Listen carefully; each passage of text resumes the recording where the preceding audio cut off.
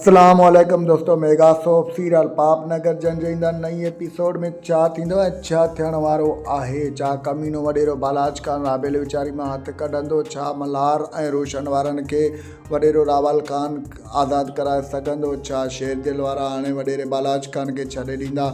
हिन जी सॼी तफ़सीलात ॼाणणु खपे न। जेकॾहिं अव्हां असांजे यूट्यूब चैनल ते नवां आहियो त महिरबानी करे असांजे यूट्यूब चैनल खे सब्सक्राइब करे घंटी जे बटन ते प्रेस करे नोटिफिकेशन बि ऑल करे छॾींदा, जीअं हाणे ईंदा नई नोटिफिकेशन सभ खां पहिरियां अव्हां ॿारनि ताईं वक़्तु न पहुची सघे।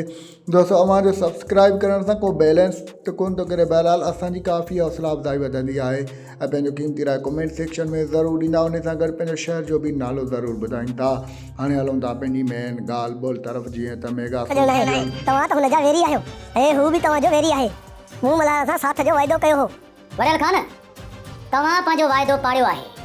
हाणे रुगो असां हिन जेल मां आज़ादु थियूं, पोइ हिन बालाज खान जे गोश्त जूं बूटियूं वण जे टारनि में टंगियल हूंदियूं। पापनगर जंजींदा नई एपिसोड में अव्हांखे हिकु इंट्रस्टिंग सीन ॾिसण वटां मिलंदा। त जीअं त रावल खान उते जेल में वेंदो, रोशन ऐं मल्हार खे आज़ादु कराइण जी कोशिशि कंदो। बहरहाल तव्हांखे ॾिसण वटां मिलंदो त फ़िलहालु हुनखे पुलिस जवाबु ॾेई छॾींदी आहे, हिनखे चवंदी जेको आहे त असां हाली कुझु वक़्तु जेको आहे त मल्हार वारनि खे आज़ादु नथा कराए सघूं। बहरहाल तव्हांखे ॾिसण वटां मिलंदो त मुसलसिल महिनत खां पोइ, मुसलसिल पंध खां पोइ नेठ वॾेरो रावल खान मल्हार ऐं रोशन खे बि आज़ादु कराए छॾींदो। होॾां तव्हांखे ॿिए तरफ़ ॾिसण वटां मिलंदो त शेरदिल ऐं गुलाब सारंग वारा सभु गॾिजी करे तमामु घणी कोशिशि कंदा त असां राबेल खे जेको आहे सो आज़ादु कराए सघूं कमीने वॾेरे बालाज खान जे चंबर मां। हाणे ॾिसण इहो दिलचस्प थियण वारो आहे, छा कमीनो वॾेरो बालाज खान राबेल वीचारी खे आज़ादु कंदो या न, या उन जे मथां अञा ज़ुल्म घणा कंदो। होॾां ॿिए तरफ़ तव्हांखे ॾिसण वटां मिलंदो त